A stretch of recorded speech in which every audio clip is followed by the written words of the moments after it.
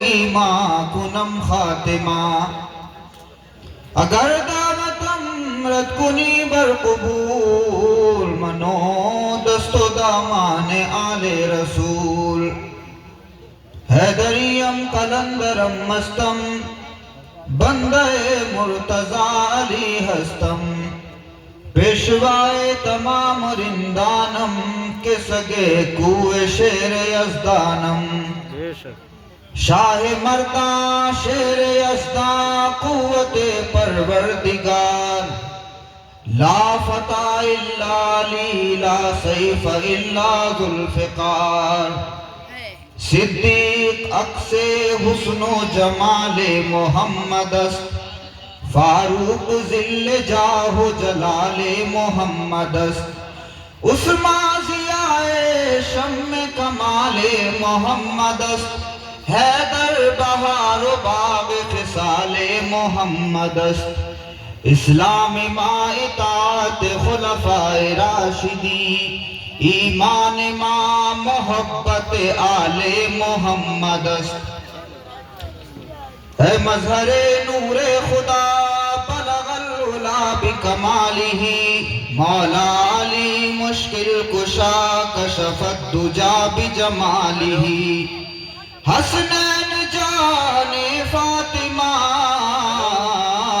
حسنت جمیع خصالہ یعنی محمد مصطفیٰ صلو علیہ وآلہ اللہم صلی علی سیدنا و مولانا محمد وعلى سيدنا علي وسيدتنا فاطمة وسيدتنا زينب وسيدنا حسن وسيدنا حسين وعلى آله وصحبه وبارك وسلم دائما أبدا صلاة وسلاما عليك يا رسول الله سرورا شاہ کریمہ دستگیرہ اشرفا حرمت روح پیمبر یک نظر کن سوئے ماں اشرف زمانہ زمانے مدد نما درہائے بستراز کلید کرم کشا اشرف نہنگ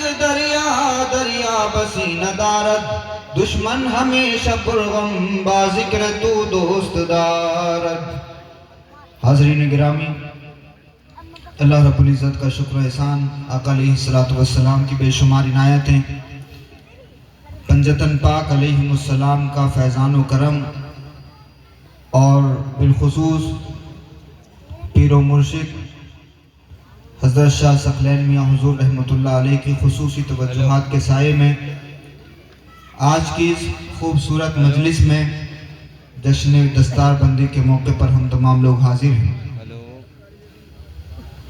یہ میرے لیے بڑی خوش نصیبی کی بات ہے کہ آج کی اس مجلس پر روحانی سایہ حضرت میاں حضور رحمۃ اللہ علیہ کا ہے اور ہم سب کی آنکھوں کے سامنے جانشین میاں حضور تشریف فرما ہے۔ سب سے پہلے تو میں شکریہ ادا کرتا ہوں حافظ محمد ارسلان صاحب کا اور اس جلسے کے تمام انتظامیہ کا، آپ لوگوں سے ملاقات کرنے کا انہوں نے موقع دیا۔ آقا علیہ السلام ارشاد فرماتے ہیں من لم یشکر الناس لم یشکر اللہ، جو بندوں کا شکریہ ادا نہیں کر سکتا وہ اللہ کا بھی شکر گزار نہیں ہو سکتا۔ آپ سے ملاقات کا انہوں نے مجھے شرف بخشا، اس لیے میں ان کا بھی شکر گزار ہوں، اللہ رب العزت کا بھی شکر گزار ہوں کہ اس نے زندگی دی، مسلمان بنایا، آقا علیہ السلام کے غلاموں میں پیدا فرمایا اور اتنی زندگی دی کہ آپ سے ملاقات کروں۔ جس مقصد کے تحت مجھے یہاں حاضری کا حکم ہوا ہے، اللہ پاک اس مقصد کو مکمل کرنے کی مجھے سعادت عطا فرمائے۔ یہ وہ زمین ہے جس کا تعلق روحانی تاریخ سے بھی ہے اور سیاسی تاریخ سے بھی ہے، الحمدللہ۔ ککرالہ بھلے ہی کوئی انڈسٹریل ایریا نہیں ہو، لیکن اس ککرالہ شہر کو اولیاء اللہ سے نسبت حاصل ہے، بزرگوں سے نسبت حاصل ہے، اور ایک ایسے بزرگ سے اس شہر کو نسبت حاصل ہے کہ میں یہ کہوں گا کہ یہ ککرالہ کی بھی خوش نصیبی ہے اور یہ اہل ککرالہ کی بھی خوش نصیبی ہے کہ یہاں پیدا ہونے والا ہر بچہ پیدائشی طور پر نقشبندی بھی ہوتا ہے، مجددی بھی ہوتا ہے۔ یہ اعزاز ہر شہر کو حاصل نہیں ہوتا۔ لوگ پیدا ہوتے ہیں، پھر تلاش کرتے ہیں، پھر مرید ہوتے ہیں، لیکن کچھ خاص شہر ایسے ہیں جن پر اللہ والوں نے توجہ فرما لی اور اس شہر کی زمین کو پسند فرما لیا، بھلے ہی وہ دوسرے شہر میں آرام فرما رہے ہیں، مگر جس طرح سے جہاں ان کا مزار مبارک ہے وہاں فیض تقسیم کر رہے ہیں، وہ اسی طرح سے اس شہر میں بھی فیض تقسیم کر رہے ہیں۔ آپ کو مبارک ہو، قیامت تک آنے والی ساری نسلوں کو حضرت شاہ درگاہی محبوب الہی رحمت اللہ علیہ نے اپنی مریدی میں شامل فرما لیا ہے۔ اب اللہ پاک آنے والی قیامت تک ساری نسلوں کو ان کا وفادار رکھے، یہ بھی خوش نصیبی کی بات ہے۔ انہوں نے تو قبول فرما لیا، اب ہم بھی اس تقاضے کو پورا کریں۔ انہوں نے جو محبت دی، ہم اس محبت کے تقاضے کو پورا کریں، اس کے لیے ہمیں کوشش بھی کرنا چاہیے اور دعائیں بھی کرنا چاہیے کہ اللہ پاک ہماری نسلوں کو ثابت قدم رکھے اور قیامت تک نقشبندی مجددی بنائے رکھے۔ تو اس شہر کو جہاں ایک طرف سلسلہ نقشبندیہ مجددیہ کے عظیم بزرگ حضرت حافظ شاہ جمال اللہ رامپوری رحمت اللہ علیہ کے چہیتے شاہ درگاہی محبوب الہی سے نسبت حاصل ہے، تو وہیں اس شہر کو پیر و مرشد حضرت ثقلین میاں حضور رحمت اللہ علیہ کے آباء و اجداد سے بھی نسبت حاصل ہے۔ شہر بریلی کو بھی میاں حضور کے نام سے جانا جاتا ہے، لیکن شاید بہت سارے لوگوں کو یہ پتہ نہیں ہے کہ بریلی شہر میں ثقلین میاں حضور رحمت اللہ علیہ کے نام کی جو گونج ہے وہ میاں حضور رحمت اللہ علیہ بھی اسی ککرالہ شہر میں پیدا ہوئے ہیں۔ تو یہاں ان کے آباء و اجداد کے مزارات ہیں اور اس شہر سے ان کی تاریخ وابستہ ہے۔ اور جس طرح سے ابھی حضرت غازی میاں صاحب نے مجھے حضرت شاہ درگاہی کی خانقاہ دکھائی اور وہ کھٹولی شریف دکھائی اور حضرت شجاعت میاں حضور رحمت اللہ علیہ کا آستانہ دکھایا، تو میں یہ سمجھتا ہوں کہ جس طرح سے میاں حضور کے فیضان سے بریلی شریف اطراف اور پورے ہندوستان کے لوگ مالا مال ہو رہے ہیں، ککرالہ کے لوگوں کو دو گنا فیض ملتا ہے، کیونکہ یہاں حضرت میاں حضور پیدا بھی ہوئے ہیں اور ان کے آباء و اجداد کے مزارات بھی یہاں ہیں۔ اور جس طرح سے مجھے بتایا گیا میاں حضور رحمت اللہ علیہ کا لوگوں سے تعلق اور لوگوں سے محبت، دیکھیے بڑا تجربہ ہوتا ہے، لوگوں سے بڑی ملاقاتیں ہوتی ہیں، بڑے بڑے قداور لوگوں سے، بڑے بڑے گورے لوگوں سے ملاقاتیں ہوتی ہیں، لیکن میں نے دیکھا ہے کہ باہر تو ان کی بڑی چمک ہوتی ہے، اطہر صاحب لوگ بڑی محبت کرتے ہیں، بڑا ادب اور احترام کرتے ہیں، باہر جہاں ان کا دائرہ ختم ہو جاتا ہے، ایریا ختم ہو جاتا ہے، جب وہ دوسرے علاقے میں پہنچتے ہیں تو لوگ بڑی محبت کرتے ہیں، ادب کرتے ہیں، احترام کرتے ہیں، لیکن وہ چراغ کے تلے اندھیرا، دیوار سے جو دیوار لگی ہوتی ہے نا وہ بندہ ہمیشہ دشمن ہوتا ہے۔ لیکن ابھی بھی میں گاڑی میں آ رہا تھا، میں نے دیکھا لوگوں کو کہ وہ اپنی اپنی جگہ پر کھڑے ہو کر کے انہوں نے دیکھا کہ میاں حضور کی گاڑی آ رہی ہے تو اپنی اپنی جگہ پر کھڑے ہو کر کے انہوں نے سر جھکا لیا۔ قسم خدا کی مجھے وہ حدیث پاک یاد آئی، آقا علیہ الصلوۃ والسلام ارشاد فرماتے ہیں کہ جب بندہ اللہ کا محبوب ہو جاتا ہے تو اللہ رب العزت اس بندے کی محبت بندوں کے دلوں میں ڈال دیتا ہے۔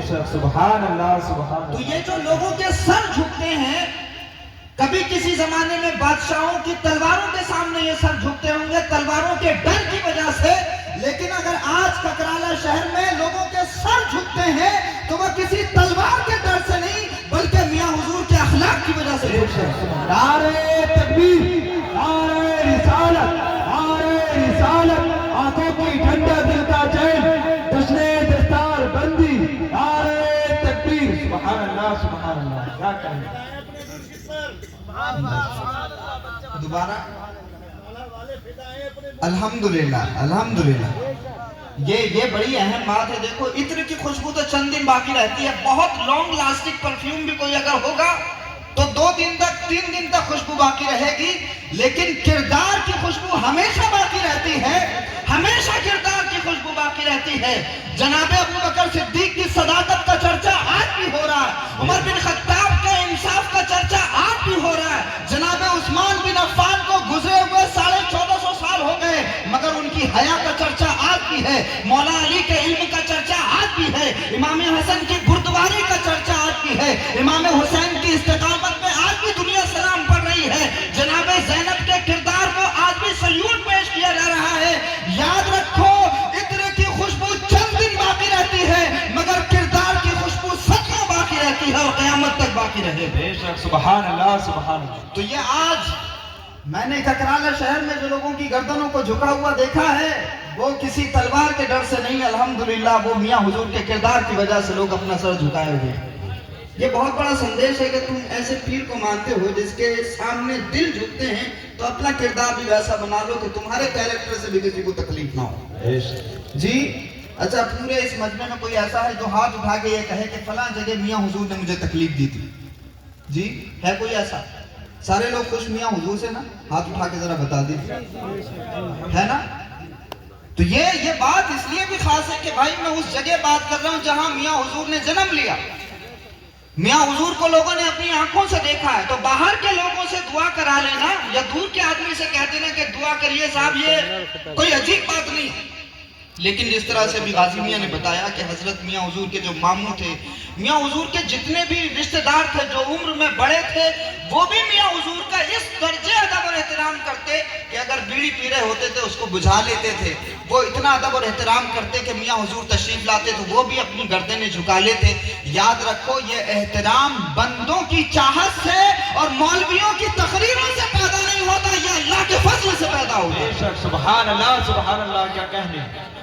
اسی لیے لوگوں کے پاس ہوں گے وہ پیر جن کو تقریروں نے بڑا بنایا ہو, ہوں گے لوگوں کے پاس میں وہ مشائخین جن کو من گھڑت باتوں نے بڑا بنایا ہو, لیکن آپ اس پیر کے مرید ہو جس کے کام کی وجہ سے اللہ نے اسے بڑا بنایا. نعرہ تکبیر, نعرہ رسالت, آنکھوں کی ٹھنڈک دل کا چین, آنکھوں کی ٹھنڈک دل کا چین, جانشین میاں حضور شہزادہ پیر و مرشد. نعرہ تکبیر. سبحان اللہ سبحان اللہ.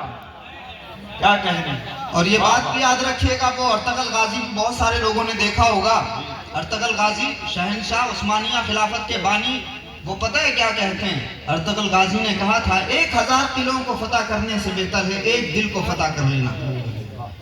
ارطغرل غازی کہتے ہیں 1000 قلعوں کو فتح کرنے سے بہتر ہے ایک دل کو فتح کرنا. میاں حضور نے ایک دل فتح نہیں کیا اس ہندوستان میں, مشرق سے لے کر مغرب تک, شمال سے لے کر جنوب تک میاں حضور کے دیوانے ہر جگہ دکھائی دیتے ہیں. یعنی سکلینیوں کے دلوں کو میاں حضور نے فتح کیا ہے. بے شک. سبحان اللہ سبحان اللہ. اسی لیے بڑا سندیش ہے کہ پلاٹ پہ قبضے مت کرو, زمینوں پہ قبضے مت کرو, کسی کی 1 انچ زمین بھی مت دباؤ, کسی کے پیسے مت مارو. اگر تمہیں فتح کرنا ہے تو اپنے مرشد کی سنت پر عمل کرتے ہوئے دلوں کے فاتح بن جاؤ. کیوں؟ کیونکہ اگر قلعے فتح کرو گے تو تمہارے قلعے کھنڈر میں تبدیل ہو جائیں گے, تمہاری قبر کا نشان مٹ جائے گا. لیکن اگر دلوں کے فاتح ہو جاؤ گے تو نظام الدین اولیاء کی طرح زندہ رہو گے. دلوں کے فاتح ہو جاؤ گے تو حضرت چھوٹے بڑے سرکار کی طرح زندہ رہو گے. اگر دلوں کے فاتح ہو جاؤ گے تو خواجہ معین الدین کی طرح تمہارے نام کے نعرے لگیں گے. دلوں کے فاتح بنو, دلوں کے فاتح. تو میاں حضور نے دنیا کو دلوں کو فتح کرنا سکھایا. اللہ پاک ہمیں بھی دلوں کا فاتح بنائے. آج یہ جو مجلس ہے یہ جشن دستار بندی کا موقع ہے. اللہ کے اس کلام کو بچوں نے اپنے دلوں میں محفوظ کیا جس کے بارے میں اللہ رب العزت نے فرمایا کہ ہم اگر اس قرآن کو کسی پہاڑ پر نازل کر دیتے تو وہ ریزہ ریزہ ہو جاتا. خوف خدا سے یہ جو پہاڑ ہے وہ ریزہ ریزہ ہو جاتا. لیکن آپ دوسری طرف دیکھو کہ اللہ رب العزت نے یہ فضل فرمایا کہ وہ خشیت جس کو پہاڑ برداشت نہ کر سکے, اللہ نے اپنے محبوب کے دل میں وہ گنجائش پیدا فرمائی, وہ وسعت پیدا فرمائی کہ حضور کے دل پر اس کو نازل فرمایا. اور پچھلی امتوں کے لیے یہ لازم تھا اور یہ ضروری تھا کہ پچھلی امتوں کے جو انبیاء ہوتے تھے اور جو ان کی امتوں میں خاص لوگ ہوتے تھے, بس ان کو وہ دھارمک پستک یاد کرنے کی اجازت ہوتی تھی. سب کو وہ گرنتھ پڑھنے کی اور یاد کرنے کی, محفوظ کرنے کی اجازت نہیں ہوتی تھی. لیکن اللہ نے اپنے محبوب پر جب یہ قرآن نازل فرمایا ہے تو فرما دیا وَلَقَدْ يَسَّرْنَا الْقُرْآنَ لِلذِّكْرِ فَهَلْ مِن مُدَّكِرٍ. ہم نے اس قرآن کو ذکر کے لیے, یاد کے لیے آسان کر دیا ہے. ایک تو اس قرآن کی خاصیت یہ کہ اگر پہاڑ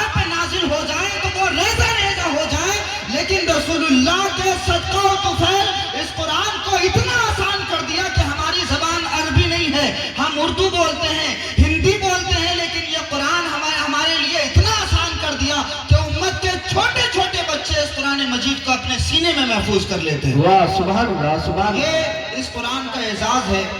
और इस कुरान के हवाले से बहुत सारी फजीलतें आपने सुनी हों कि जो हाफिज कुरान है वो इतने लोगों की शफाअत कराएगा, हाफिज कुरान के वालिदैन के सर पर क़यामत के दिन ताज रखा जाएगा।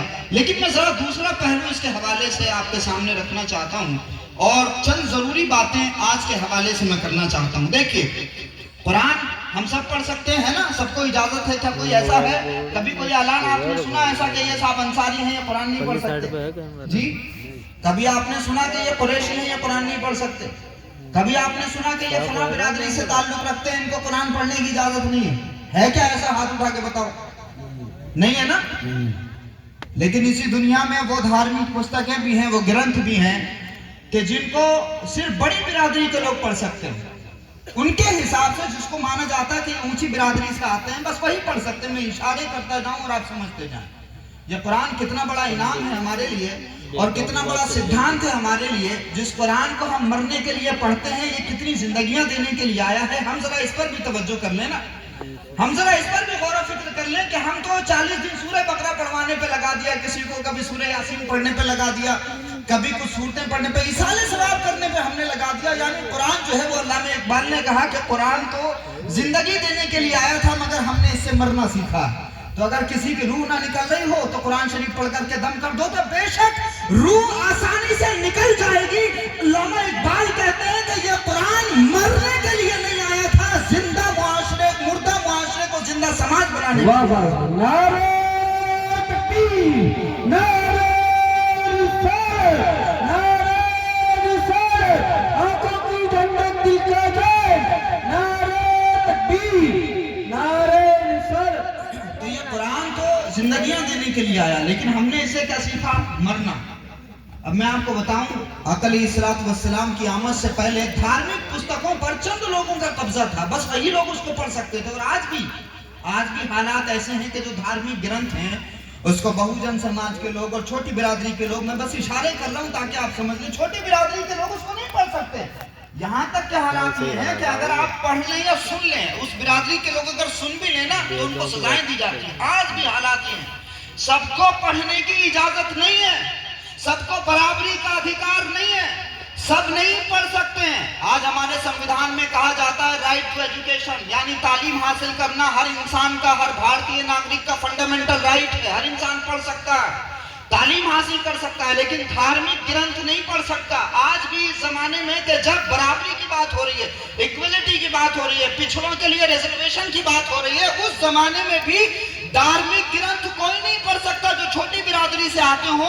लेकिन कसम खुदा की मुसलमानों, तुम अपने इस्लाम पर नाज करो, तुम अपने दीन पर नाज करो कि अल्लाह ने जब यह कुरान नाजिल फरमाया तो इसके साथ कोई कंडीशन अप्लाई नहीं की कि यह फला बिरादरी के लोग नहीं पढ़ सकते, बल्कि यह कुरान जब नाजिल हुआ तो इसके नाजिल होने के पहले दिन से यह हुक्म भी आ गया था कि यह कुरान जिस तरह से अमीर पढ़ सकता है उसी तरह से गरीब भी पढ़ सकता है। सुभान अल्लाह सुभान अल्लाह। यह कुरान जिस तरह से अबू बकर सिद्दीक जैसा ताजिर पढ़ सकता है, वैसे ही हजरत बिलाल हबशी जैसा कमजोर आदमी, गरीब आदमी भी पढ़ सकता है। यानी दुनिया में अगर पिछड़ों को सम्मान देने की कहीं बात हुई है तो ये संविधान तो 200-250 साल पहले बने दुनिया के। अगर आप पढ़े लिखे समझदार हैं और अगर आप दुनिया का इतिहास पढ़ते हैं तो आपको समझ में आएगा कि ये ह्यूमन राइट्स की जो बातें होती हैं, इंसानों के हुकूक की, मानव जाति के हुकूक की जो बातें होती हैं, ये सारे के सारे चार्टर ऑफ ह्यूमन राइट्स और मैग्ना कार्टा 200-250 साल पहले बने। ये इंसानियत के अधिकारों की बात अभी 200-250 साल पहले से होना शुरू हुई है दुनिया में।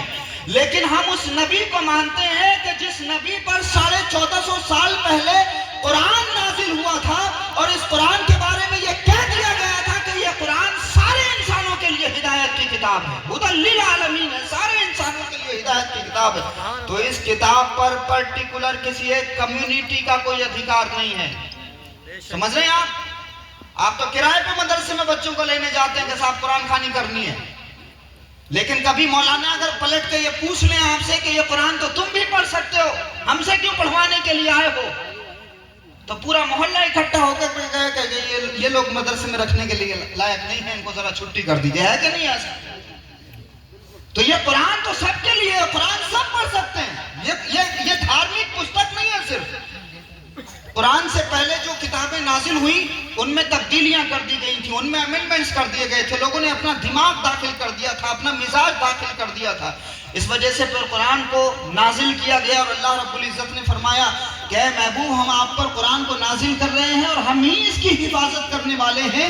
قرآن کا ایک اعزاز یہ بھی ہے کہ اللہ نے قرآن کو یاد کرنا آسان کر دیا ہے. تو 1450 سال بیت گئے، قرآن جس طرح سے نازل ہوا تھا الحمدللہ آج بھی ویسا موجود ہے اور قیامت تک اسی طرح سے محفوظ رہے گا. تو یہ قرآن کا ایک اعزاز یہ بھی ہے. تو قرآن اپنے آپ میں اتنی زبردست کتاب ہے کہ قرآن کے علاوہ جتنی مذہبی کتابیں ہیں ان کو صرف ایک کمیونٹی پڑھ سکتی ہے، لیکن قرآن کو سارے لوگ پڑھ سکتے ہیں، سب کو پڑھنے کا ادھیکار ہے. اب میں چند گوشوں پہ بات کرنا چاہتا ہوں آپ سے. قرآن جس زمانے میں نازل ہوا تقریباً آج کا زمانہ اسی طرح کا ہے. آج کے حالات کو مد نظر رکھتے ہوئے ذرا غور سے توجہ سے سنیے گا. قرآن جس زمانے میں نازل ہوا وہ زمانہ اونچ نیچ کا تھا، چھوا چھوت کا تھا، بھید بھاؤ کا زمانہ تھا، انٹچبلٹی کا زمانہ تھا، ڈسکریمنیشن کا زمانہ تھا. غریب اور امیر کا فرق بہت زیادہ تھا، برادری کا فرق بہت زیادہ تھا، قبائل کا فرق بہت زیادہ تھا. جس طرح سے آج ہمارے سامنے بہت سارے چیلنجز کھڑے ہو گئے ہیں. آج بھی مسلمان کے نام پہ بھید بھاؤ ہو رہا ہے، برادری کے نام پہ بھی ڈسکریمنیشن ہو رہا ہے. بہت ساری چیزیں ایسی ہیں ہمارے معاشرے میں جن چیزوں کو ہم آج کے دور میں فیس کر رہے ہیں، جن مسائل کا سامنا مسلمان کر رہے ہیں.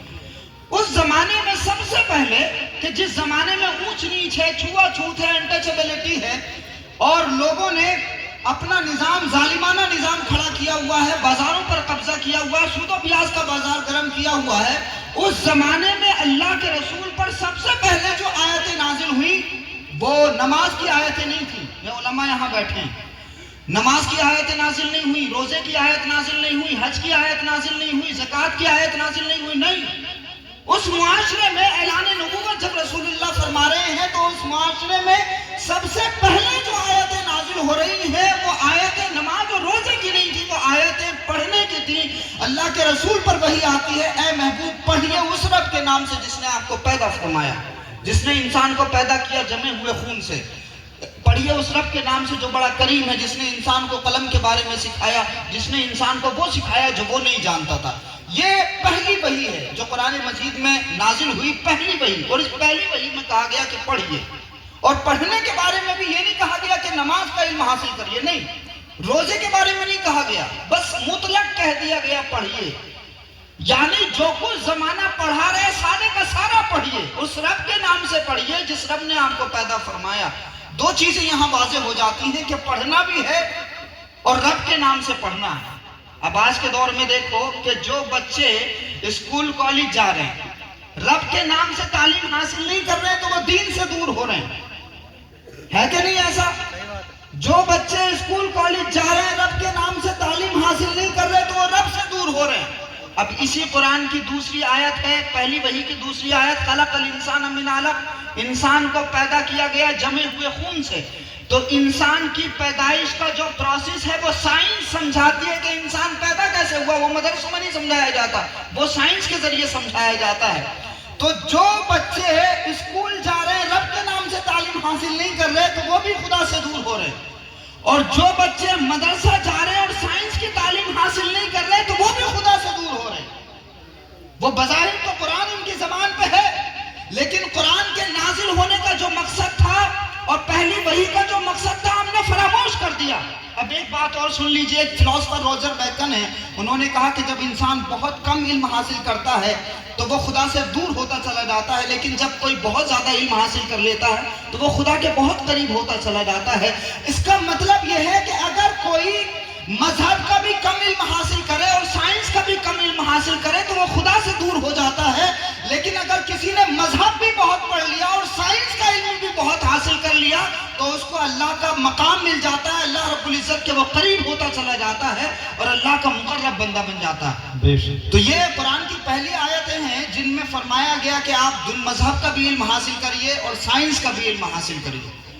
اب ان آیتوں کا مقصد یہ تھا تاکہ مسلمان یہ سمجھ لیں کہ صرف ایک پہلو کو اسٹڈی نہیں کرنا، ایک چیز کو نہیں پڑھنا. دنیا میں جتنے بھی علوم پڑھائے جا رہے ہیں سارے علوم کو پڑھنا ہے. ایک اور مثال میں آپ کو دوں، اس سے بات اور کلیئر ہو جائے گی. اسلام نے تعلیم کا کوئی مذہب نہیں رکھا، اسلام نے تعلیم کا کوئی مذہب نہیں رکھا، یعنی نیت دیکھی جاتی ہے کہ آپ کس نیت سے کون سا علم حاصل کر رہے ہیں۔ مثال کے طور پہ میں نے اگر اس نیت سے دین کا علم حاصل کیا کہ لوگ مجھے ہار پہنائیں، لوگ میرا استقبال کریں، لوگ مجھے پھولوں کے راستے پر لے کر کے چلیں، لوگ مجھے عزت دیں، احترام کریں، میں نے اگر اس نیت سے حدیث کا علم حاصل کیا تو حضور کے فرمان کے مطابق اللہ کی پناہ ایسے انسان کو جو اس نیت سے دین کا علم حاصل کرے جہنم میں فرشتے گھسیٹ کے لے کے جائیں گے۔ اور ایک وہ انسان ہے جس نے میڈیکل سائنس کا علم اس لیے حاصل کیا کہ میں اس کے ذریعے غریبوں کی مدد کروں گا، لوگوں کے کام آؤں گا، کمزوروں کو سستے میں دوائیں دے دوں گا، حرام نہیں کماؤں گا۔ اگر کسی کی نیت یہ ہے ڈاکٹر بننے میں تو وہ ڈاکٹر صرف ڈاکٹر نہیں ہے بلکہ وہ جنتی ڈاکٹر ہے۔ تو اسلام کا یہ تصور ہے۔ اب ایک مثال میں آپ کو دوں، جنگ بدر کے موقع پہ بڑا مشہور واقعہ ہے۔ جنگ بدر کے موقع پہ جب آقا علیہ السلام نے کچھ قیدیوں کو گرفتار کر لیا تھا تو فرمایا تھا کہ بھائی جس کے پاس میں پیسے ہیں فدیہ دے کر کے وہ رہا ہو جائے، اور جس کے پاس میں نہیں ہے تو وہ ہمارے 10 بچوں کو تعلیم دے دے، جو اب پڑھا دے گا اس کو آزاد کر دیا جائے گا۔ اب مجھے بتاؤ کہ وہ کفار کیا پڑھائیں گے؟ جی قرآن پڑھائیں گے؟ زور سے ذرا بتائیے، کفار کیا پڑھائیں گے؟ قرآن پڑھائیں گے؟ نہیں۔ جی حدیث پڑھائیں گے؟ تفسیر پڑھائیں گے؟ کفار کیا پڑھائیں گے؟ اس زمانے کا جو رائج علم تھا، جس کو ماڈرن ایجوکیشن کہا جاتا ہے، جس کو عصری تعلیم کہا جاتا ہے، وہی تو وہ پڑھائیں گے نا۔ تو اللہ کے رسول نے فرمایا کہ اگر ہمارے بچوں کو کوئی پڑھا دے تو ہم اس کو آزاد کر دیں گے، اس کو چھوڑ دیا جائے گا۔ دنیا کی تاریخ میں صرف واحد رسول اللہ ایسے ہیں کہ جنہوں نے جان لینے والوں کو اس لیے معاف کر دیا کہ تم اگر ہمارے بچوں کو پڑھا دو گے تو ہم تمہیں آزاد کر دیں گے۔ یہ صرف ایک تاریخ ہے دنیا میں، ورنہ کسی نے آج تک صرف اس وجہ سے کسی کو چھوڑا نہیں، قتل کا ارادہ لے کے آنے والے کو نہیں چھوڑا کہ اگر تم ہمارے بچوں کو پڑھا دو ہم تمہیں معاف کر دیں گے۔ یہ صرف حضور کی ذات ہے، یہ صرف حضور کی تاریخ ہے کہ رسول اللہ نے فرمایا ہمارے بچوں کو پڑھا دو تو تمہیں آزاد کر دیا جائے گا۔ آقا علیہ السلام نے واضح طور سے پھر صحابہ اکرام کے اندر ایجوکیشن کو پرموٹ کرنا شروع کیا، تعلیم کو پرموٹ کرنا شروع کیا۔ قرآنی انقلاب اس زمانے میں آ رہا ہے جس زمانے میں اونچ نیچ، چھوا چھوت، بھید بھاؤ، انٹچیبلٹی ہے۔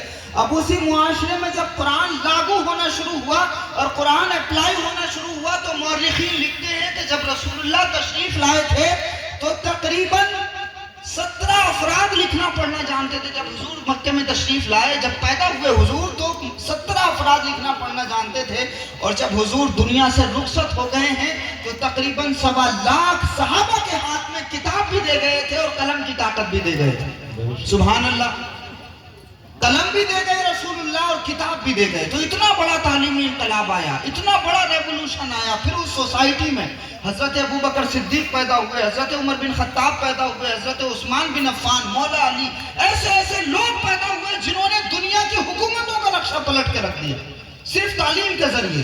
اتنا بڑا انقلاب اور اتنا بڑا ریولوشن۔ پھر تاریخ اور آگے بڑھی اور مسلمانوں نے پھر دنیا میں ڈیولپمنٹ شروع کیے۔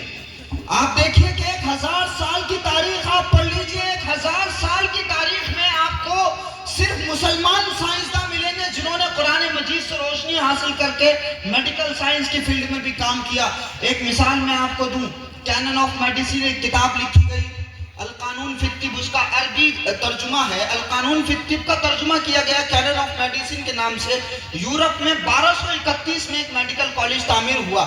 اب وہ عمارت تو بن گئی، اب وہ سوچنے لگے کہ بھئی اس عمارت میں پڑھایا کیا جائے، تو انگریزوں کے پاس میں مغربی دنیا میں کوئی کتاب ایسی موجود نہیں تھی کہ وہ میڈیکل کالج کے نام سے اس میں پڑھا سکے۔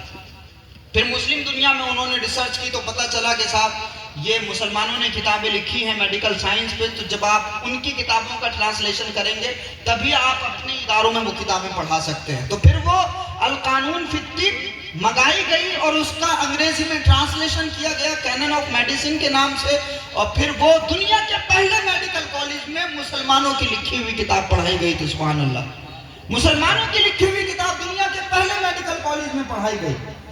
تو مسلمانوں نے ایسی تاریخ لکھی تھی کہ وہ میڈیکل سائنس ہو، جغرافی ہو، ہسٹری ہو، کیمسٹری ہو، ہر شعبے میں مسلمانوں نے ایسا زبردست کارنامہ انجام دیا تھا کہ مسلمانوں کے کاموں کو دنیا سلام کرتی تھی۔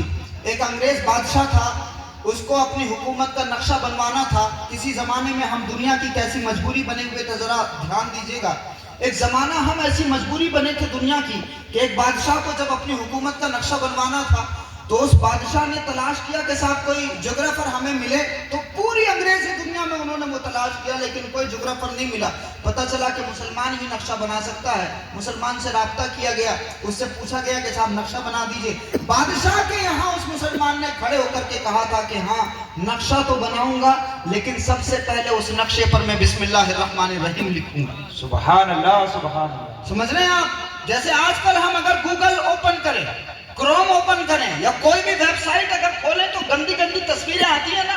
یوٹیوب بھی اگر ہم کھولتے ہیں تو ایڈورٹائزمنٹ آتا ہے. کوئی بھی سوشل سائٹ آپ کھولیے تو پہلے گندی گندی چیزیں آتی ہیں. مجبوری ہو گئی ہماری آج کے دور میں کہ ہم بغیر انٹرنیٹ یوز کیے رہ ہی نہیں سکتے. ساری چیزیں فون پہ ہو, گوگل پہ ہو, ہر انسان کی مجبوری بن گئی یہ چیزیں.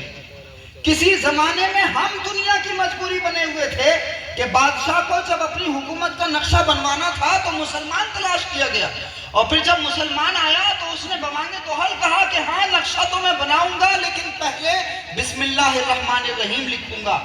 بادشاہ نے کہا بھائی جو کام ہو کرو, مجھے تو نقشہ بنوانا ہے. انگلینڈ کے میوزیم میں وہ برطانیہ کا انگلینڈ کا پورا نقشہ رکھا ہوا ہے جس کے شروع میں بسم اللہ الرحمن الرحیم لکھا ہوا ہے. یہ اس وجہ سے تھا کیونکہ اس زمانے میں آپ سے بہتر آرٹ کسی کے پاس نہیں تھی, آپ سے بہتر ہنر کسی کے پاس نہیں تھا. تو اگر دنیا کا کوئی بادشاہ بھی تھا تو وہ آپ کے سامنے ہاتھ جوڑ کر آپ سے کام کرانے کے لیے مجبور تھا. ہم کسی زمانے میں ایسی مجبوری بنے ہوئے تھے اور ہم نے دنیا کو اپنے قبضے میں کیا ہوا تھا اس طرح سے کہ ہم ہنرمند بھی تھے اور تعلیم بھی ہمارے پاس میں تھی, اور دنیا ہمیں جھک کر کے سلام کرتی تھی, عقیدت اور محبت سے سلام کرتی تھی. دنیا میں پہلی آنکھ کی سرجری کرنے والا مسلمان, دنیا میں سب سے پہلے دل کی سرجری کرنے والا مسلمان, سب سے پہلے دنیا میں اڑنے کا تصور دینے والا, ہوا میں اڑنے کا تصور دینے والا مسلمان. آپ گوگل پہ سرچ کریں گے آپ کو ملے گا عباس ابن فرناس. آپ کو پتا ہے یہ ہوائی جہاز کس کے تصور پہ بنا؟ پرندوں کو دیکھا ایک مسلمان نے, حافظ قرآن نے. یہ حافظ قرآن جو بچے ہیں نا وہ ذرا غور کریں, اس دور کا حافظ قرآن کیسا تھا عامل صاحب, اور ہم لوگ کیسے ہیں. ایک عباس ابن فرناس نام کا مسلم سائنسداں ہوا, آپ گوگل پہ سرچ کریں گے ملے گا. عباس ابن فرناس بیٹھے ہوئے تھے ایک مرتبہ, انہوں نے ایک پرندے کو اڑتے ہوئے دیکھا تو قرآن مجید کی یہ آیت ان کے ذہن میں آئی, اولم یروا الی الطیر فوقہم صافات ویقبضن, کہ تم پرندوں کی طرف کیوں نہیں دیکھتے کہ کس طرح سے انہوں نے بیلنس بنایا ہوا ہے. ما یمسکہن الا الرحمن, کون ہے جو ان کو تھامے ہوئے ہے سوائے رحمان کے, کون ہے جو ان کو تھامے ہوئے ہے سوائے رحمان کے. تو جب اس مسلمان نے یہ دیکھا کہ بھائی پرندہ اڑ رہا ہے اور پرندے نے بیلنس بنایا ہوا ہے اور اللہ رب العزت نے اس کو یہ طاقت دی ہوئی ہے, تو اگر ایک پرندہ اڑ سکتا ہے تو ہم تو اشرف المخلوقات ہیں, تو ہم بھی کوئی ایسی ٹیکنالوجی بنا سکتے ہیں کہ ہم بھی اڑ لیں آسمان پہ. آج سے 1000 سال پہلے ایک مسلمان نے اللہ کی بنائی ہوئی ایک مخلوق پر یعنی پرندوں پر جب غور و فکر کیا تو اس نے پھر ایک پیراشوٹ بنایا, اور اس زمانے میں اس نے پہاڑ سے چھلانگ لگائی اور اڑنے کی کوشش کی. اب وہ جو ایک ریسرچ تھی وہ کتابوں میں موجود تھی, اس کا جو تجربہ تھا وہ کتابیں موجود تھا. 250 سال پہلے انگریزوں نے اس کے آئیڈیا پر غور و فکر کیا, اور ایک مسلمان کی غور و فکر پر نئی دنیا میں انگریزوں نے ہوائی جہاز لا کے دنیا کے سامنے اڑا دیا. سبحان تو یہ اللہ. مسلمانوں کی ریسرچ تھی. یہ سب کہاں سے آ رہا تھا؟ قرآن مجید سے. آقا علیہ الصلوۃ والسلام نے فرمایا تھا کہ ہر علم حاصل کرو, ہر علم حاصل کرو, اللہ کے نام سے حاصل کرو, چاہے جتنا علم حاصل کرو.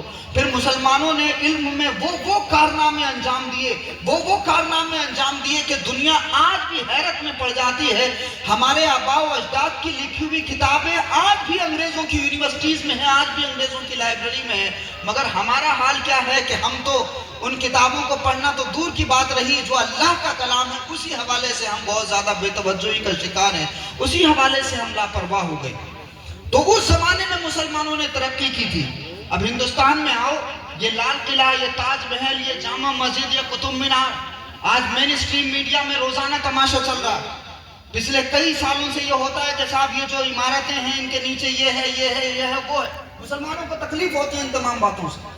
ہم کہیں نہ کہیں روتے ہیں ان تمام باتوں کو لے کر کے کہ صاحب ہمارے خلاف یہ سازشیں ہو رہی ہیں، مگر کیا کبھی یہ جاننے کی کوشش کی کہ ان عمارتوں کی تاریخ کیا ہے اور کن تصورات کو لے کر کے یہ عمارتیں بنائی گئی ہیں؟ آپ کو پتہ ہے کبھی غور و فکر کیا اس بات پہ؟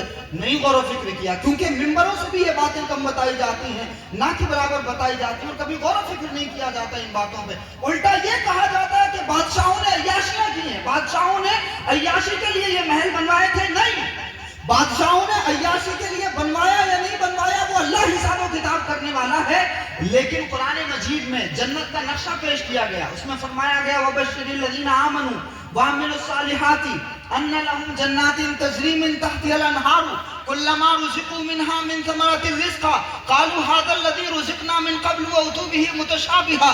تو قرآن مجید میں اللہ رب العزت نے جنت کا ایک نقشہ بیان فرمایا تاکہ وہ جنت کا نقشہ دماغ میں بیٹھ جائے۔ تو جب کوئی بادشاہ بنا تو بادشاہ بننے کے بعد میں جب اس نے قرآن مجید کی ان آیتوں کو پڑھا، ان آیتوں کو پڑھنے کے بعد میں اس نے اپنی بساط کے مطابق قرآن میں بیان کیے ہوئے جنت کے اس نقشے کو زمین پر اتارنے کی کوشش کی، اور اس کے پیچھے مقصد یہ تھا مسلم سائنسدانوں کا، مسلم انجینئرز کا، مسلم آرکیٹیکٹ کا، کہ دنیا یہ سمجھ لے کہ اگر اللہ کے پیدا کیے ہوئے ایک انسان کا بنایا ہوا تاج محل اتنا خوبصورت ہے تو اللہ کی بنائی ہوئی جنت کتنی خوبصورت ہوگی۔ سبحان اللہ سبحان اللہ۔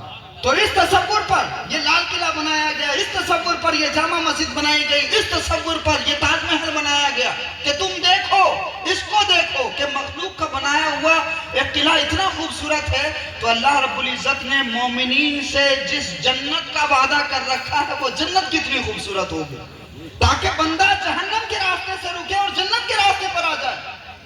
یا تو انسان عمل لالچ میں کرتا ہے یا ڈر کی وجہ سے کرتا ہے، تو جہنم کے خوف سے اور جنت کے لالچ میں عمل کرنے لگے۔ بادشاہوں نے کوشش کی کہ ان تمام عمارتوں کو دیکھ کر کے بندہ یہ سوچنے لگے، یہ غور و فکر کرنے لگے، اور آج بھی آپ دیکھ لو کہ اس میں بیان کیا گیا کہ جنت میں نہریں ہیں، باغات ہیں، محلات ہیں۔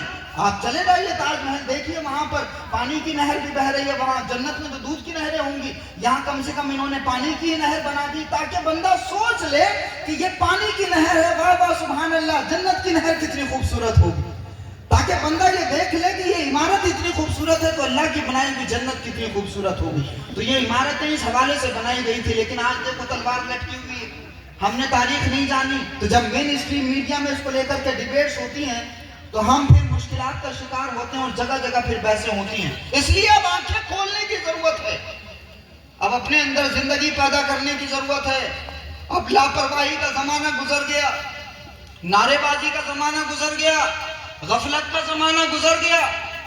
جب ظالم حکمراں مسلط ہوتے ہیں تو اس کا مطلب یہ ہوتا ہے کہ ہماری بدعمالیوں کا نتیجہ، ہم اگر اپنے کرپشن، اپنے کرائم اور اپنے جرائم کا انالیسس کر لیں کہ ہم کتنے کرائم انجام دے رہے ہیں، ہمارا معاشرہ کتنے جرائم انجام دے رہا ہے، تو قسم خدا کی ایسے لگے گا کہ یہ جو حکمراں ہم پر مسلط ہوئے ہیں یہ بھی اللہ کا رحم ہے ہمارے اوپر، ہمارے جو کوتک اور ہمارے جو کام ہیں۔ آپ کو بتاؤں، بغداد کسی زمانے میں مسلمانوں کی راجدھانی ہوا کرتا تھا، کیپٹل تھا بغداد، مسلمانوں کی راجدھانی، اور راجدھانی جو ہوتا ہے وہ ملک کی ناک ہوا کرتا ہے، وہ ملک کی آبرو ہوتا ہے۔ تو بغداد مسلم دنیا کی ایک ناک تھا، کیپٹل تھا، اور مسلمانوں نے بڑی بڑی لائبریریاں وہاں پر قائم کر لی تھی۔ جیسے آج کے دور میں مسلم محلوں میں جائیے تو نہاری، چکن کارنر، پایا وغیرہ وغیرہ سب لائن سے مل جاتے ہیں، ہے نا۔ جہاں محلے میں داخل ہوئے مسلمانوں کے کھانے پینے کے ہزاروں ساز و سامان۔ اس زمانے میں مسلمانوں کے پاس میں کتابیں تھیں، قلم تھا، یہ طاقت تھی۔ پھر مسلمان بدعمالی کا شکار ہوئے تو اللہ نے منگولوں کو مسلط کر دیا، اور پھر جب منگول مسلط ہوئے تو انہوں نے پھر مسلمانوں پہ رحم نہیں کیا، انہوں نے مسلمانوں کو کاٹا، انہوں نے مسلمانوں کو مارا۔ ایک اور بڑی دلچسپ بات یاد آ گئی، اچھا بغداد میں جب دھواں اٹھ رہا تھا، مسلمانوں کو مارا گیا، قتل کیا گیا، تو اس زمانے میں جو روڑی وادی لوگ تھے، حافظ صاحب، روڑی وادی جو لوگ تھے، وہ روڑی وادی لوگ مطلب جو اس زمانے میں علماء سو تھے، وہ دریائے دجلہ کے کنارے بیٹھ کر کے پتہ ہے کس بات پہ بحث کر رہے تھے؟ جب مسلمان کاٹے جا رہے ہیں، لائبریریوں میں آگ لگا دی گئی، خون بہا دیا گیا، آبرو لوٹ لی گئی بہنوں کی، اس زمانے میں جو روڑی وادی علماء سو تھے وہ دریائے دجلہ کے کنارے بیٹھ کر کے مسواک کے سائز پہ بحث کر رہے تھے کہ مسواک کا سائز کتنا ہونا چاہیے۔ سمجھ رہے ہیں آپ؟ اچھا آج کے دور میں ایسا ہو رہا ہے کہ نہیں ہو رہا ہے؟ ایمانداری سے بتائیے. رہنمائی کرنا چاہیے اس قوم کی بچیوں کی. 8.5 لاکھ مسلم بچیاں مرتد ہو گئی. 8.5 لاکھ. کتنی؟ 8.5 لاکھ مسلم بچیاں مرتد ہو گئی. ہماری آپ کی آنکھوں کے سامنے یہ سب کچھ چل رہا ہے تماشا. باضابطہ پلان ہے. ایک طرف سے اگر کوئی چھوٹی سی غلطی ہوتی ہے تو اس کو معاذ اللہ اسلام کی غلطی بنا کر کے پیش کیا جاتا ہے، اور دوسری طرف سے کتنا بھی بڑا کرائم ہو جائے اس کو پروٹیکشن دیا جاتا ہے. آپ دیکھ رہے ہیں یہ ساری چیزیں. 8.5 لاکھ مسلم بچیوں نے اسلام چھوڑ دیا، اور مرتد ہونے کے بعد بھی ان کی زندگی محفوظ نہیں ہے. وہ جس ریلیشن شپ میں آئی 2 سال 3 سال 4 سال وہ ریلیشن شپ چلا، کبھی بچہ ہوا نہیں ہوا، اس بچی کو مار دیا، کہیں FIR نہیں ہو رہی ہے. ایسی بچی کو نہ فیملی قبول کرنے کے لیے تیار ہوتی ہے، پھر نہ سماج قبول کرنے کے لیے تیار ہوتا ہے، اور نہ وہ اس کی بچتی ہے جس کے لیے وہ گھر چھوڑ کے جا رہی ہے. 8.5 لاکھ مسلم بچیاں مرتد ہو گئی. آپ کو پتا یہی سب چل رہا ہے ہمارے معاشرے میں.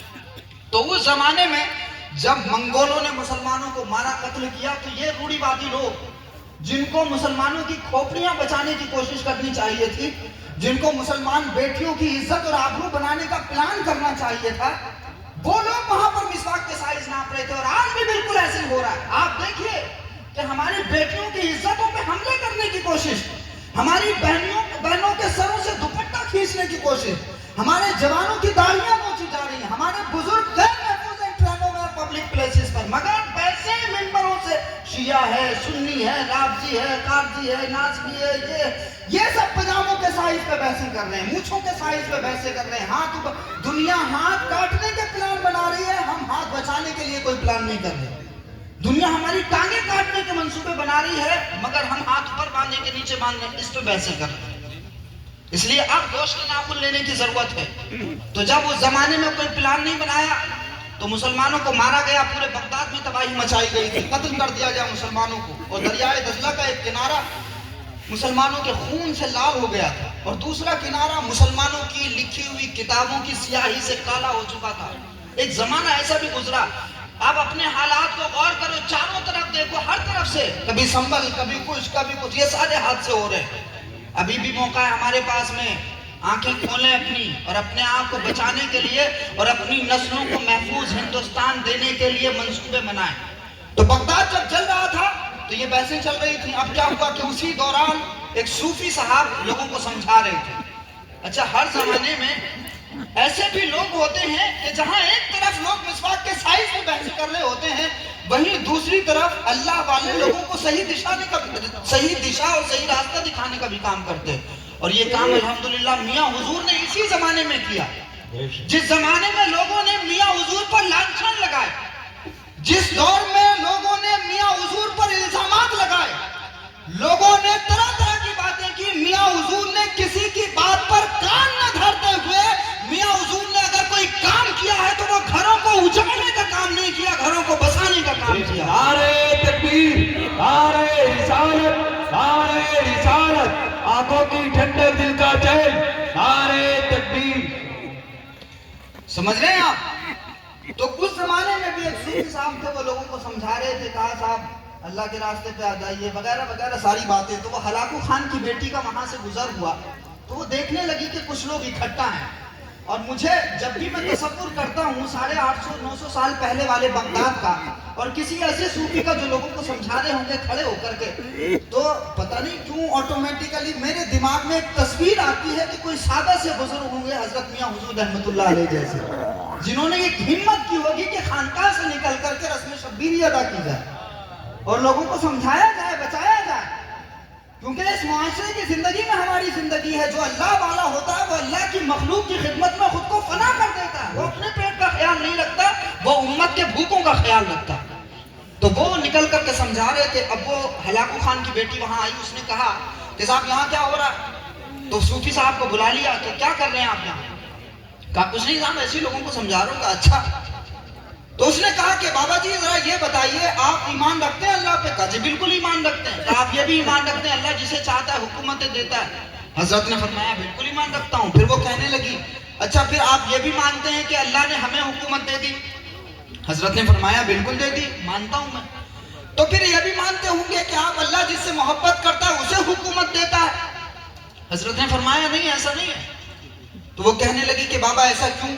حضرت نے فرمایا کہ بھئی معاملہ یہ ہے، تم نے کبھی چرواہے کو دیکھا ہے؟ چرواہے کے ریوڑ کو دیکھا ہے؟ کہا صاحب دیکھا ہے۔ اس بکریوں کے ریوڑ کے ساتھ میں ایک کتا بھی ہوتا ہے؟ کہا صاحب ہوتا ہے۔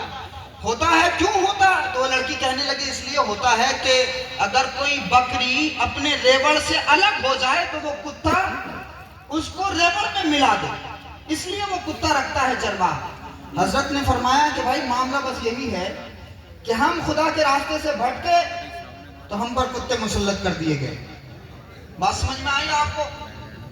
وہ صوفی صاحب کہتے ہیں جو اللہ سے ڈرتا ہے وہ کسی سے نہیں ڈرتا، وہ ہلاکو خان کی بیٹی ہے، کچھ بھی ہو سکتا ہے، لیکن صوفی کا یقین حافظ قرآن پڑھتا ہے اور جو اللہ کا ولی ہوتا ہے وہ قرآن کو پی لیتا ہے، اپنے اندر جذب کر لیتا ہے۔ اس لیے اس کا عقیدہ ہے جب تک اللہ نہ چاہے کوئی مجھے مار نہیں سکتا، اور اگر وہ چاہے تو کوئی مجھے زندگی نہیں دے سکتا۔ تو حضرت نے فرمایا کہ بھائی وہ اس لیے کتا رکھتا ہے نا تاکہ جو بکری ادھر ادھر ہو جائے تو کتا اسے ریوڑ میں ملا دے۔ کہا ہاں۔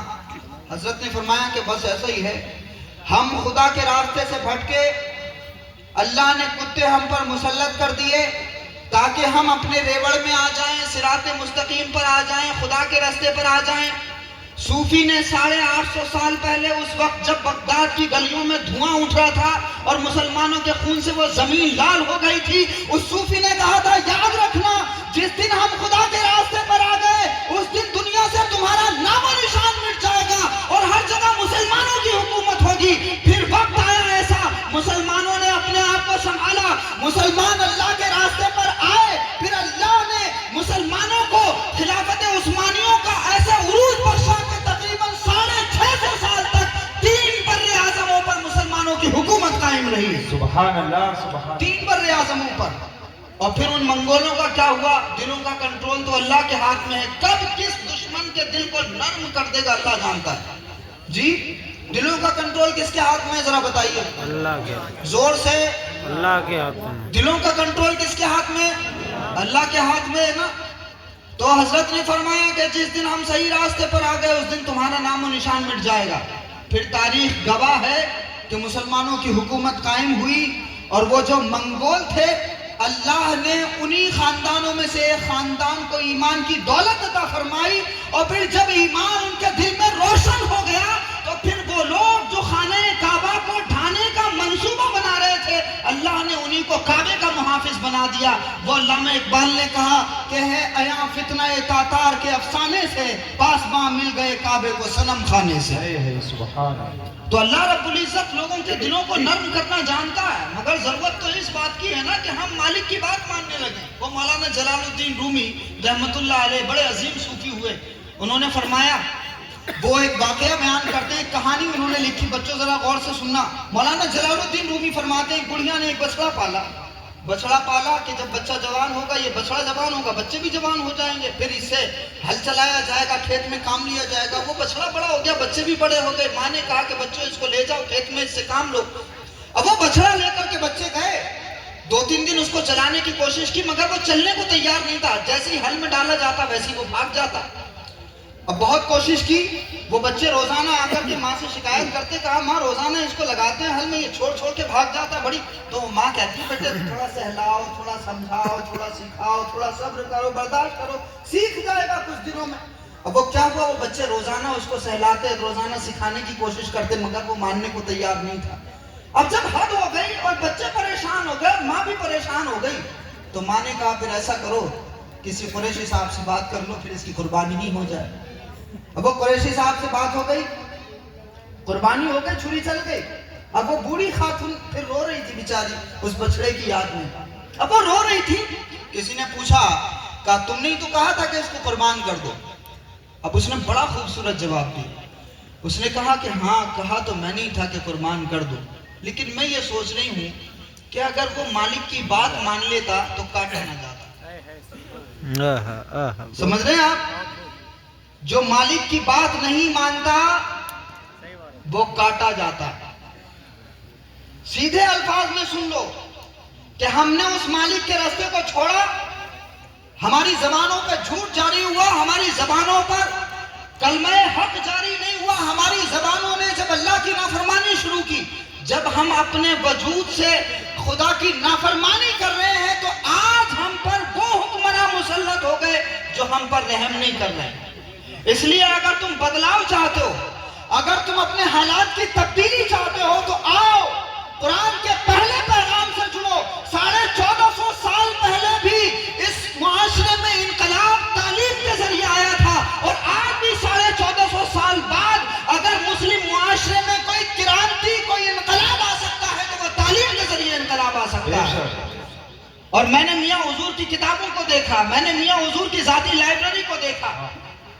یاد رکھو کہ اگر تم کتابوں سے نہیں جڑے, اگر تم نے تعلیم حاصل نہیں کی, تو لوگ تمہیں دیکھ کر کے جس طرح سے اولاد کے ذریعے ماں باپ پہچانے جاتے ہیں, ویسے ہی مرید کے ذریعے پیر بھی پہچانے جاتے ہیں. یاد رکھنا, تمہارے پیر کی دستار بڑی کوئی رنگین نہیں تھی, لیکن اللہ نے جو دماغ دیا تھا, جو دل دیا تھا, وہ بڑا روشن دل دماغ دیا تھا. اور ایسا روشن دل دماغ دیا تھا کہ یہ مدرسے سے فارغ ہونے والے علماء, مفتیان کرام کا علم اور ان کا شعور جہاں پر دم توڑتا تھا, وہاں سے میاں حضور کے علم کا آغاز ہوتا تھا. نعرہ تکبیر, نعرہ رسالت, آنکھوں کی ٹھنڈک دل کا چین, جشن دستار بندی, نعرہ تکبیر.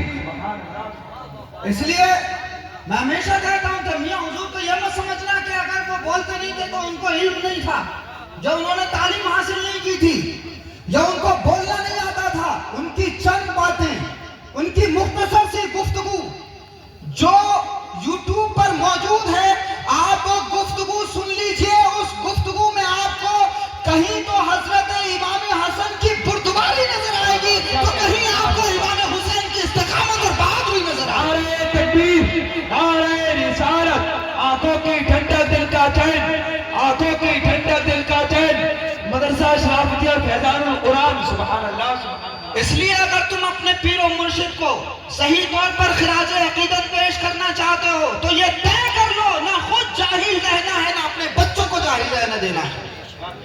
میں نے دیکھی ان کی لائبریری, حضرت غازی میاں نے وہ لائبریری دکھائی جہاں پر بڑی عقیدت اور احترام سے کتابوں کو بنایا گیا, سنوارا گیا, ان کو محفوظ کیا گیا. پرانی قدیم کتابیں, قدیم کتابوں سے میاں حضور کا جو رشتہ تھا, مجھے اس سے سمجھ میں آیا کہ صرف دل روشن نہیں تھا بلکہ ظاہری علم سے حضرت میاں حضور کا دماغ بھی روشن تھا, اور اس وجہ سے انہوں نے اپنے دماغ کی روشنی اور دل کی روشنی سے سارے عالم کو روشن کر کے رکھ دیا.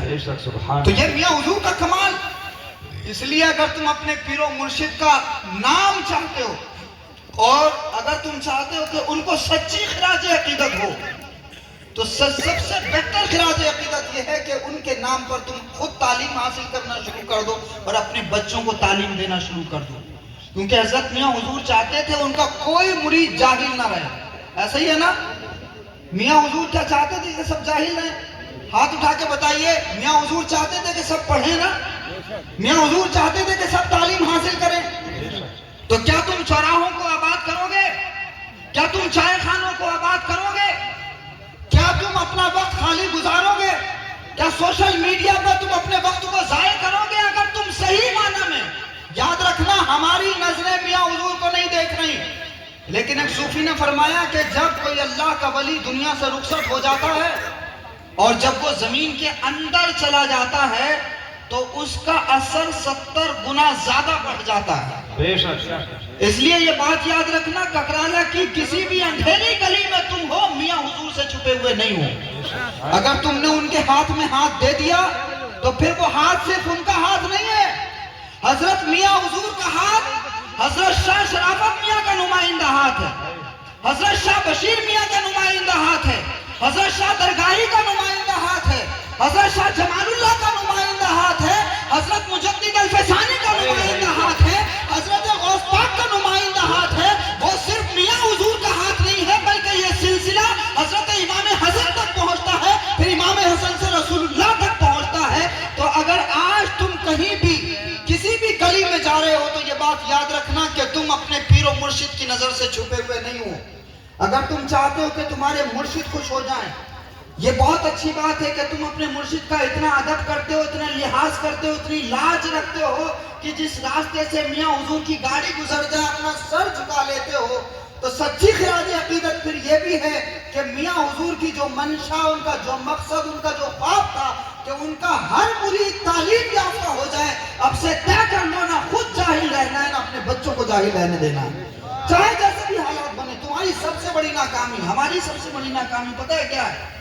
ایک یونیسکو کی ہیومن ڈیولپمنٹ کی رپورٹ ہے، وہ کہتی ہے a European citizen reads 35 books in a year. ایک مغربی آدمی سال بھر میں 35 کتابیں پڑھتا ہے. کتنی؟ 35 books in a year. A Israeli citizen reads 40 books in a year.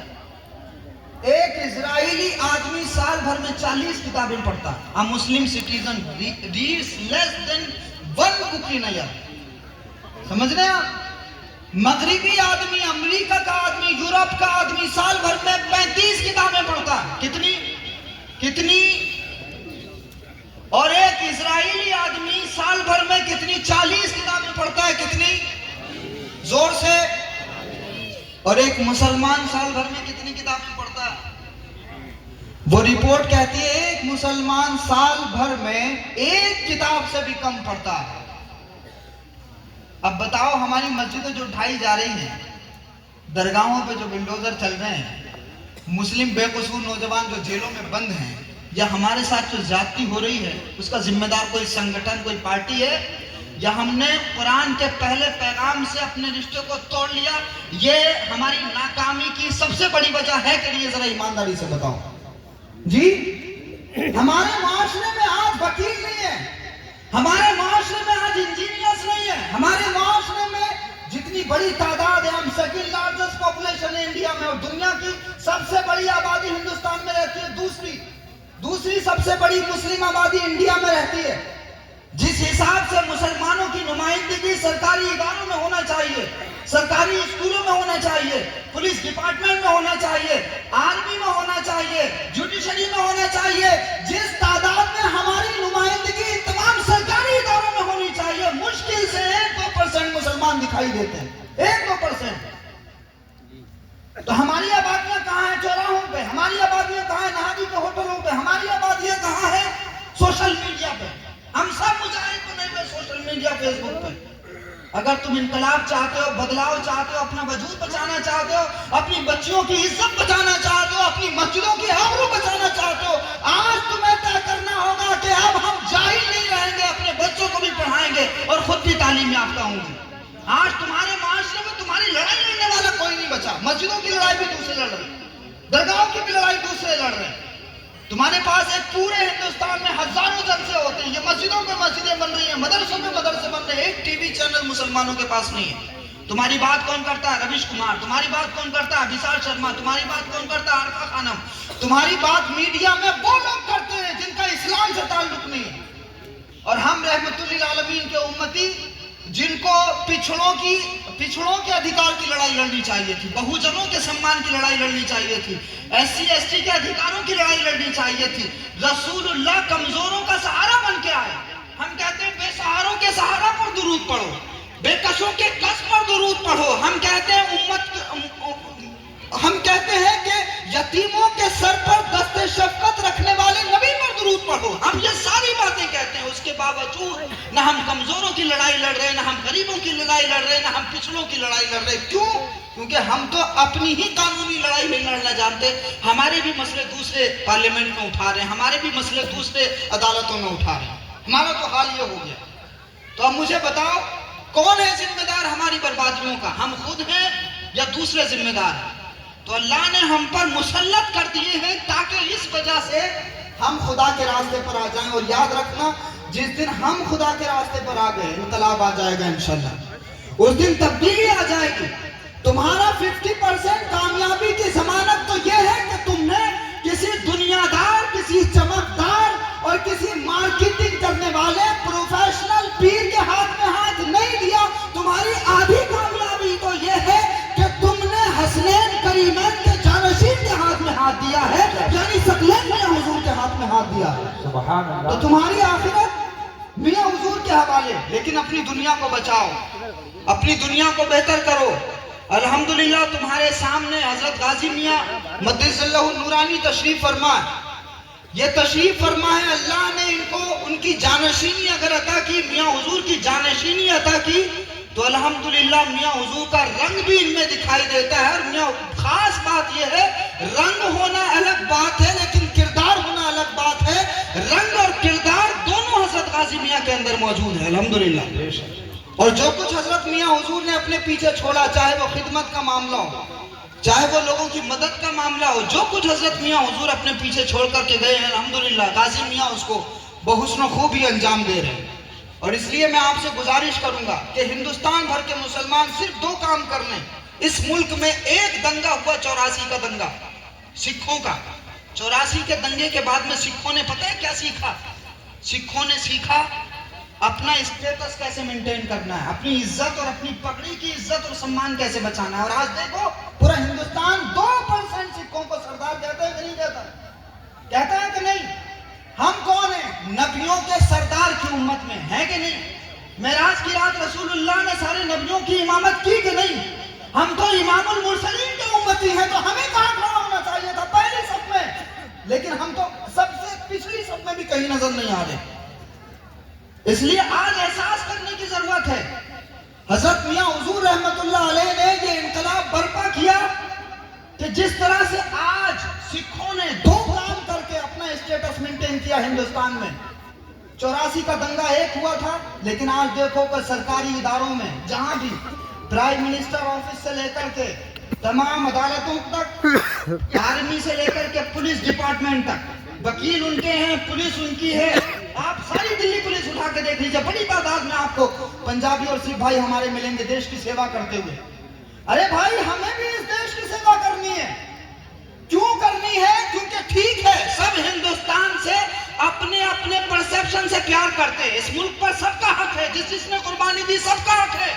ہم نہیں کہتے کہ یہ صرف ہمارا ہندوستان ہے، لیکن ہندوستان کے 25 کروڑ مسلمان اس دیش کی سیوا اس لیے کریں کیونکہ یہ دیش خواجہ معین الدین کا دیش ہے، یہ دیش حضرت نظام الدین کا دیش ہے، یہ حضرت محبوب الہی کا دیش ہے، یہ حضرت خواجہ قطب الدین کا دیش ہے، یہاں حضرت شاہ نیاز بریلوی آرام فرما رہے ہیں، یہ حضرت شاہ شرافت میاں کا ہندوستان ہے۔ تو آؤ، تمہیں اگر اس دیش سے پیار ہے تو آؤ ایمانداری کے ساتھ میں ڈی ایم بنو۔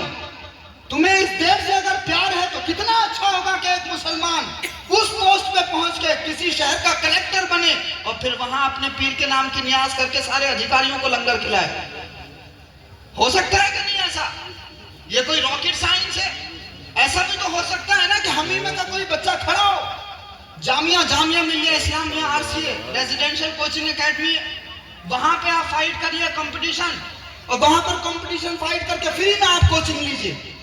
ہمدرد کا باضابطہ کوچنگ سینٹر ہے۔ اس ملک میں بہت سارے مسلمان اس طرح کا کام کر رہے ہیں کہ اگر کوئی نوجوان پڑھنا چاہے، آگے پڑھنا چاہے، انجینئر بننا چاہے، IAS بننا چاہے، IPS بننا چاہے، بہت ساری سنستھائیں ہیں جو مسلمانوں کے لیے دروازے کھولے ہوئے، مگر ہم خود ہی دیکھنا نہیں چاہتے ہیں۔ تو بھائی سوئے ہوئے کو جگایا جا سکتا ہے، سونے کا ناٹک کرنے والے کو نہیں جگایا جا سکتا۔ ہم جاگنا ہی نہیں چاہ رہے ہیں، اور جب کبھی کوئی حادثہ ہوتا ہے تو الزام ٹھہرا کر کے بس اپنا ہاتھ جھاڑ لیتے ہیں، فلاں نے ایسا کر دیا، ان کی حکومت ایسی ہے۔ چوراہوں پر کھڑے ہو کر کے ہمارے پاس اتنا ٹائم ہے، خالی بکواس، خالی باتیں، ادھر ادھر کھڑے ہو کر کے اپنا ٹائم ضائع کریں۔ بہت موقع غنیمت ہے، ابھی یاد رکھو، ورنہ آپ کبھی کسی سے پوچھنا، ان مولاناؤں میں سے اسپین کا زوال، مسلمانوں نے 800 سال حکومت کی، وہاں کی ساری مسجدیں آج گرجا گھر بن گئی، ساری مسجدیں چرچ بن گئے وہاں پر۔ ہم تو اکا دکا روزانہ تعریف پڑھ رہے ہیں، روزانہ خبریں پڑھ رہے ہیں، وہاں پہ یہ حال ہو گیا۔ غرناطہ کا ایک خطرناک زوال مسلمانوں کا، اور تقریباً وہی حالات ہمارے سامنے بھی ہیں۔ ابھی بھی ہوش کے ناخن لینے کی ضرورت ہے۔ سکھوں نے 2% ہونے کے باوجود تعلیم کے ذریعے اپنا اسٹیٹس مینٹین کیا، ہر جگہ ان کی نمائندگی ہے، دیش کی سیوا کر رہے ہیں۔ دوسرا، انہوں نے لنگر، پبلک پلیس پہ لنگر کھلایا، انہوں نے لوگوں کو کھانا کھلایا، ان کو آتنکوادی کہا گیا، ان کو خالستانی کہا گیا۔ انہوں نے کہیں بھی ٹوپیاں پہن کر کے، ویڈیو بنا کر کے لوگوں میں بیان بازی نہیں کی، وہ کبھی پھر ڈیبیٹ میں نہیں بیٹھے۔ آپ دیکھ لو بطور سکھ اسکالر کبھی آپ نے کسی کو دیکھا ہے ڈیبیٹ میں جاتے ہوئے؟ ہزاروں دلال مولوی ہیں جو روزانہ پوری قوم کا سودا کرتے ہیں، پوری قوم کی عزت بیچتے ہیں. سکھوں کو کبھی دیکھا تم نے؟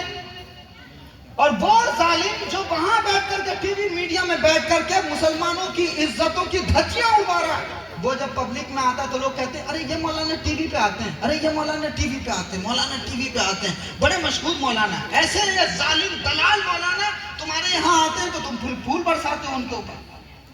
یہ حالات ہے، تمہارا کوئی اسٹینڈرڈ ہے؟ کیا حالت ہے بھائی ہماری؟ اگر ہم نہیں سدھرے تو حالات بہت خراب ہونے والے. یہ جتنی بھی باتیں میں کر رہا ہوں آپ کے لیے پاسبل ہے اور آسانی کے ساتھ میں اس کو کر سکتے ہیں، یہ کوئی ناممکن چیزیں نہیں ہیں.